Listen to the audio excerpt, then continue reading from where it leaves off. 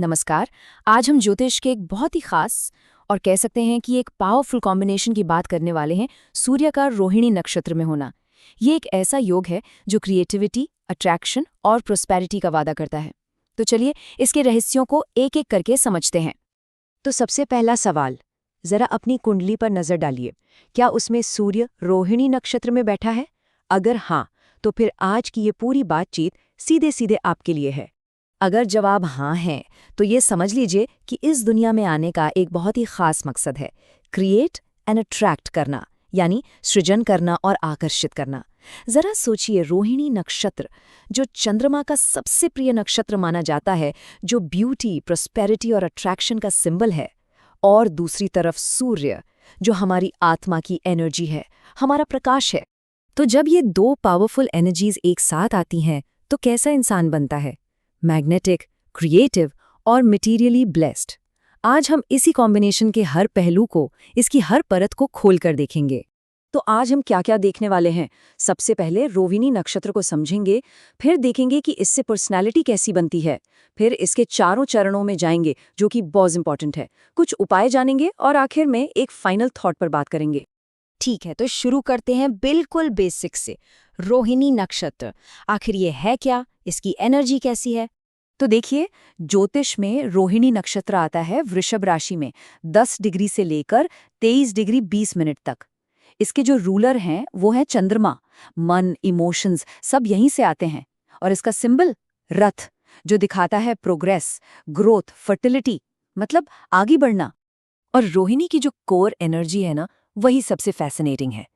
इसमें अट्रैक्शन है, क्रिएशन है, ब्यूटी और लग्जरी है। ये सिर्फ बढ़ने के बारे में नहीं है, ये पोषण देने के बारे में भी है। असल में ये नक्षत्र ग्रोथ एंड मैनिफेस्टेशन का एक पावर हाउस है, मतलब जो सोचा वो कर दिखाया। तो अब सवाल ये उठता है कि जब सूर्य यानी हमारी आत्मा, हमारी कोर एनर्जी इस नक्षत्र में आ जाती है, तो पर्सनालिटी पर क्या असर पड़ता है? ये समझना सबसे जरूरी है। ये प्लेसमेंट एक मैग्नेटिक फील्ड की तरह है, सचमुच। लोग, अपॉर्चुनिटीज, रिसोर्सेज सब कुछ उस इंसान की तरफ अपने आप खींचने लगता है। एक नेचुरल पुल होता है।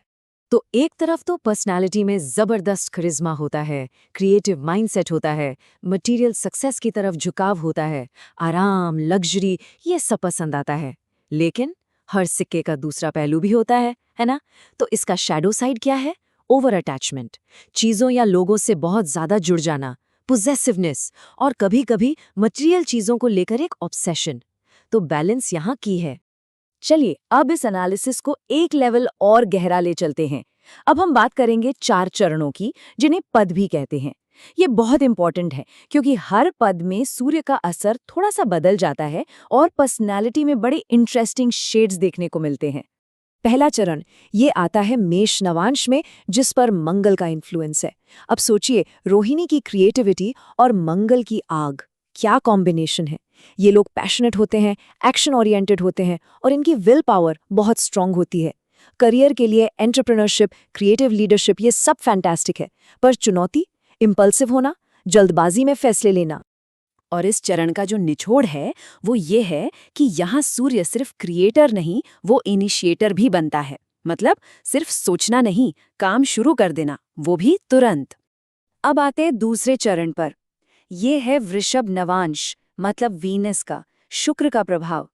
ये रोहिणी का सबसे स्टेबल, सबसे लग्जूरियस फेज है। यहाँ ब्यूटी से प्यार, फाइनेंशियल ग्रोथ, स्टेबिलिटी, ये सब गुण देखने को मिलते हैं। फैशन, लग्जरी बिजनेस, फाइनेंस, इन फील्ड्स में ये लोग कमाल कर सकते हैं।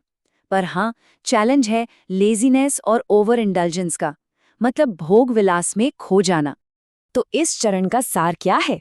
यहाँ सूर्य भोग और समृद्धि का मजा लेता है। लाइफ के मटेरियल प्लेजर्स को पूरी तरह से एंजॉय करने की एनर्जी है ये।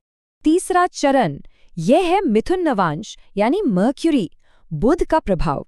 यहाँ रोहिणी की क्रिएटिविटी को मिलती है बुध की इंटेलिजेंस। कमाल का कॉम्बिनेशन।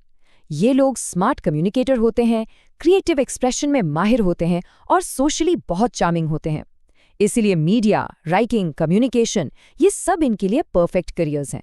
पर चैलेंज क्या है? डिस्ट्रैक्शन, ध्यान का भटकना और ओवरथिंकिंग।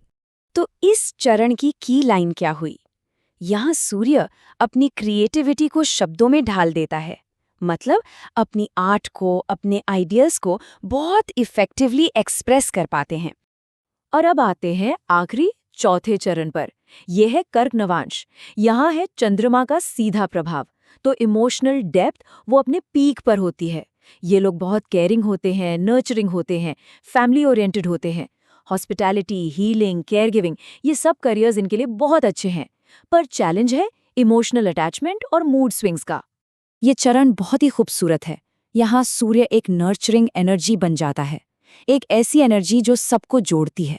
ये सिर्फ अपने लिए क्रिएट करने की पावर नहीं है, ये दूसरों को पालने पोसने की, उन्हें नरिश करने की पावर है। तो हमने इस पावरफुल एनर्जी को समझ तो लिया, लेकिन इसे हैंडल कैसे करें, इसे बैलेंस में कैसे रखें? चलिए अब कुछ सिंपल रेमेडीज पर बात करते हैं जो इस एनर्जी को सही डायरेक्शन दे सकती हैं। सबसे पहला काम, सूर्य को स्ट्रॉन्ग करना। इसके लिए रोज सुबह सूर्य को अर्घ्य दें और ओम सूर्याय नमः का जाप करें। सिंपल। दूसरा, रोहिणी की टेंडेंसीज को बैलेंस करना, मतलब डिटैचमेंट प्रैक्टिस करें, बहुत ज्यादा भोग विलास से बचें। और तीसरा, चैरिटी, खाना दान करना, औरतों और बच्चों की मदद करना। ये बहुत बहुत पॉजिटिव रिजल्ट्स देता है। तो इस पूरी बातचीत के बाद हम आखिर में क्या कह सकते हैं? What's the final take away? इस पावरफुल प्लेसमेंट का असली मतलब क्या है? देखिए, सूर्य का रोहिणी नक्षत्र में होना ये लाइफ में एक गिफ्ट की तरह है, एक वरदान। और वो वरदान है क्रिएट करने का, अट्रैक्ट करने का और ग्रो करने का। ये एक एक्स्ट्रा ऑर्डिनरी पावर है। लेकिन एक वार्निंग भी है जिसे हमेशा याद रखना है। अगर अटैचमेंट बढ़ गया, मोह ज्यादा हो गया, तो यही पावर जो एक वरदान है वो एक बंधन भी बन सकती है। तो क्रिएट कीजिए, अट्रैक्ट कीजिए, लेकिन विदाउट अटैचमेंट, अनासक्त भाव से। बस यही इस योग का सीक्रेट है, यही इसका बैलेंस है।